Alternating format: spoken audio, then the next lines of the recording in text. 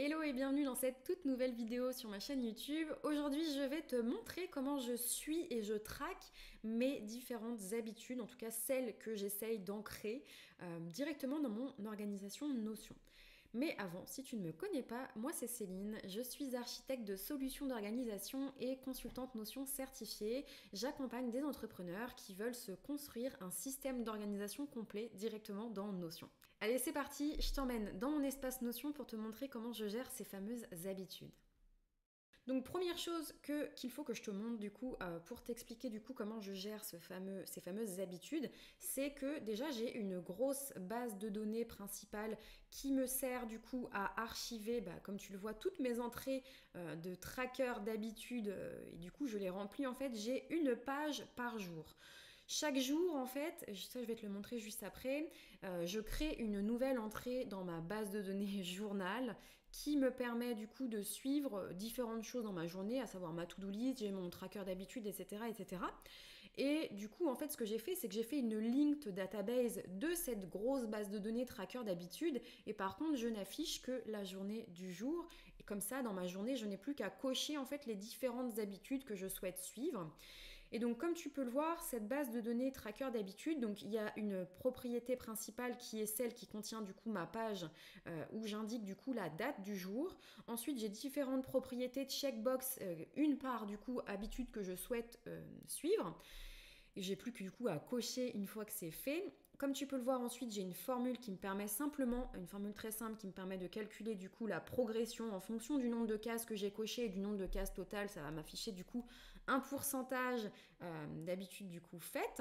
Et comme tu peux le voir, pour chacune des journées, c'est relié du coup à ma base de données journal avec du coup la date en question. Donc là en l'occurrence, tu vois, c'est bien le 10.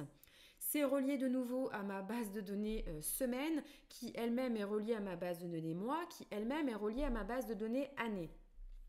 Pour te montrer du coup mon organisation, en fait, j'ai du coup une base de données, comme je te l'ai dit, journal, qui en fait me permet de créer une nouvelle entrée chaque jour, que j'ajoute d'ailleurs en favori. Du coup, comme ça, je l'ai en accès rapide et j'ai toutes les informations pour ma journée, à savoir ma to-do list. Je vais te montrer par exemple celle d'aujourd'hui.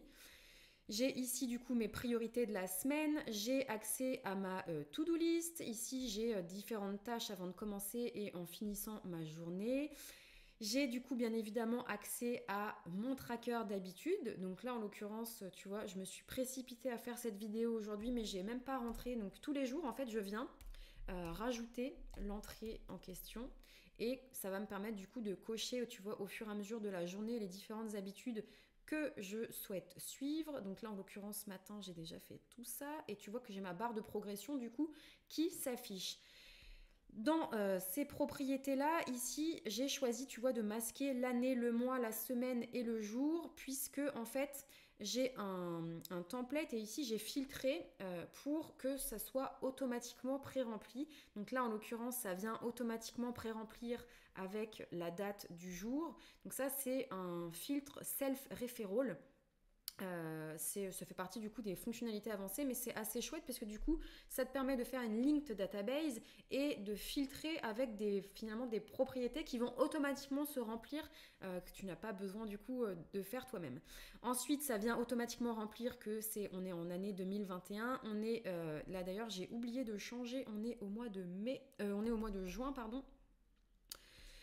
Hop, et ça en fait chaque fin de mois et chaque fin de semaine je viens automatiquement changer ces différentes entrées. Donc là tu vois j'avais changé du coup directement la semaine pour qu'elle corresponde bien et j'avais simplement oublié de changer le mois.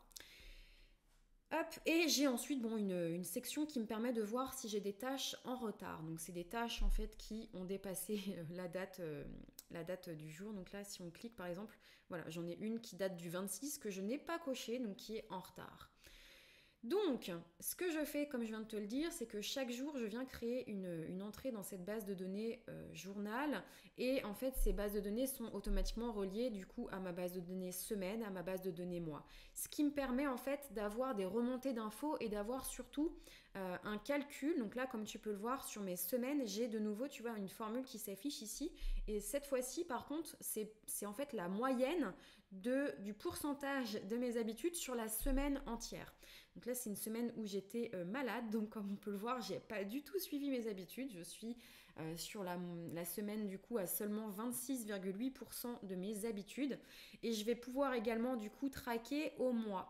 Donc là on peut voir par exemple sur avril j'ai respecté à 64,05% mes habitudes. Sur le mois de mai on était plutôt à 59,9%. Sur le mois de juin, il a encore rien puisqu'on est encore que le premier, donc il n'a pas encore fait remonter d'infos. Ce qui, en fait, l'avantage de pouvoir relier ces différentes bases de données, donc jour, semaine, mois, année, c'est que tu vas avoir, en fait, comme je te l'ai dit, des remontées d'infos et du coup, tu vas pouvoir suivre tes différentes habitudes, mais ça peut être aussi tes objectifs, ça peut être n'importe quel indicateur que tu veux suivre et tu vas pouvoir le faire remonter facilement et te faire comme ça des moyennes en fonction des jours, des semaines, des mois de l'année.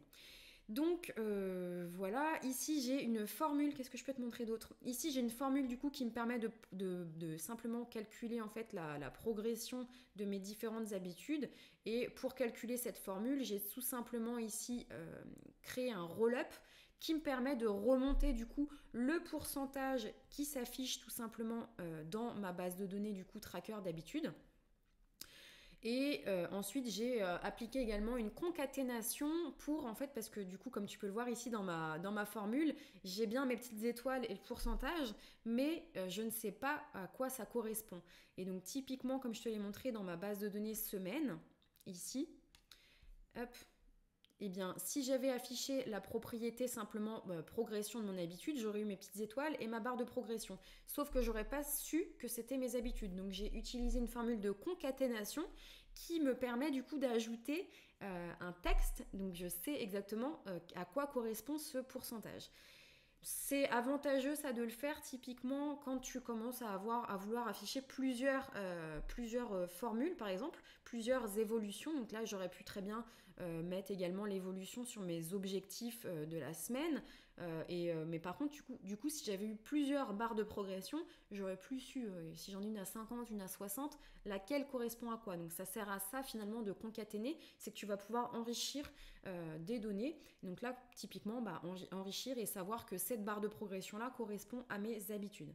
Mais du coup si ça t'intéresse de savoir comment j'ai paramétré mes différentes formules, je te proposerai du coup une prochaine vidéo où je peux te montrer du coup en détail comment j'ai paramétré ces formules et du coup te donner également les formules en question pour que tu puisses les reproduire dans ton propre système d'organisation sur Notion.